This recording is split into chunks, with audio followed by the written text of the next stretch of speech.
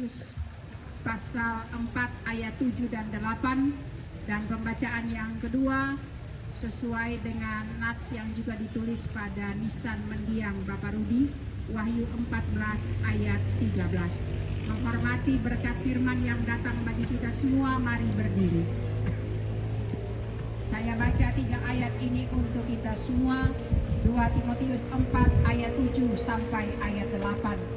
Aku telah mengakhiri pertandingan yang baik. Aku telah mencapai garis akhir, dan aku telah memelihara iman.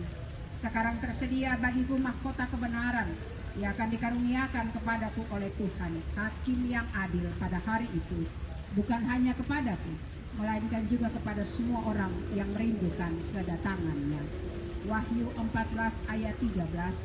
Kemudian aku mendengar suara dari surga berkata, tuliskanlah, berbahagialah orang-orang mati yang mati dalam Tuhan sejak sekarang ini. Sungguh kata Roh, supaya mereka boleh beristirahat dari jerih lelah mereka, karena segala perbuatan mereka menyertai mereka. Demikian jauh bagian firman Tuhan untuk kita semua. Silahkan duduk kembali. Bagi kita semua sekali lagi saya sampaikan Shalom. Bapak Mama, saya ingin mengawali renungan malam hari ini, sore atau malam hari ini, dengan bertanya kepada Bapak Mama. Kira-kira kelak ketika kita sampai di batas hidup kita, maka kita ingin dikenang sebagai orang yang seperti apa? Bapak Mama pernah berpikir tidak tentang hal itu? Kira-kira kalau nanti kelak saya sampai di saya punya batas usia, saya mau istri, suami, atau anak-anak, atau teman-teman saya mengingat saya ini sosok yang seperti apa? Pernahkah kita berpikir seperti itu? Ketika satu kali nanti saya sudah tidak ada dan nama saya orang sebut dalam percakapan, kira-kira apa yang mereka ingat tentang saya?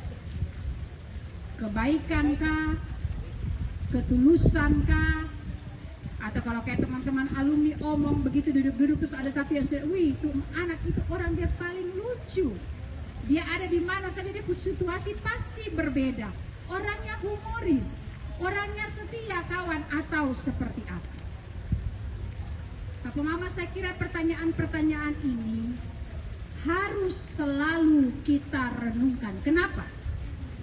Karena sekalipun kita tidak pernah diberitahu kapan waktu kita mati, tapi ingat ini, yang namanya kematian itu adalah sebuah kepastian. Amin.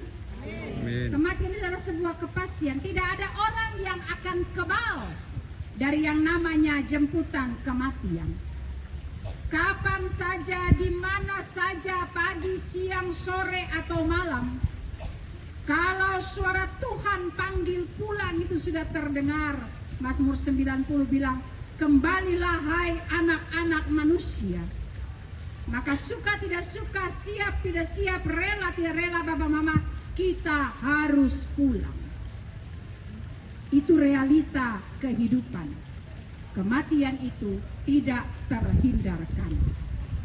Tapi jejak kehidupan seperti apa yang akan kita tinggalkan di belakang kita, itu jelas merupakan pilihan yang harus kita buat hari ini. Makanya ada sebuah kalimat bijak, dia bunyi begini, bukan soal berapa banyak tahun yang kau lewati, tapi yang paling penting adalah hidup seperti apa yang kau lewati dalam tahun-tahun itu. Bukan soal berapa banyak tahun kehidupan yang kita lewati, 50, 60, 70, 80, bukan soal itu. Tapi hidup seperti apa yang kita lewati, hidup seperti apa yang kita jalani dalam tahun-tahun itu, itulah yang paling penting. Saudara, dua bagian firman Tuhan ini menarik. Karena bagian firman Tuhan ini mau ajarkan kita untuk jadi bijak dalam menjalani hidup yang sementara ini. Timotius dia memakai analogi gambaran tentang perjalanan hidup, dan kata yang dia pakai itu adalah seperti pertandingan. Timotius bilang kita ini ibarat atlet yang harus berlari di lintasan masing-masing untuk capai garis akhir itu dengan baik. Ingat toh, lari di lintasanmu, jangan lihat lintasan orang. Kadang-kadang kau tak sibuk kau ukur orang lain pun hidup.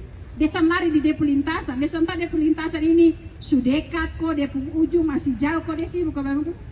Tahu itu satu sana bikin apa di situ. Lari di lintasan, tidak usah sibuk dengan lintasan orang. Kita ini seperti atlet yang berlari di lintasan kita masing-masing untuk capai garis akhir itu dengan baik. Jangan sampai kita tidak masuk ke garis akhir. Katong berhenti stop hanya di tengah. Artinya apa mau pendeta?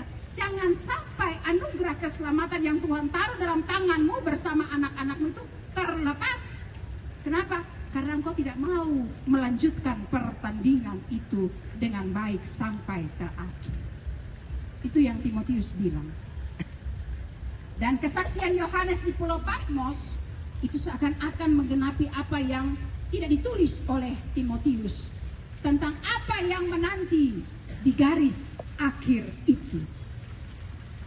Yohanes bilang dalam kitab Wahyu, sukacita besar, kemenangan abadi.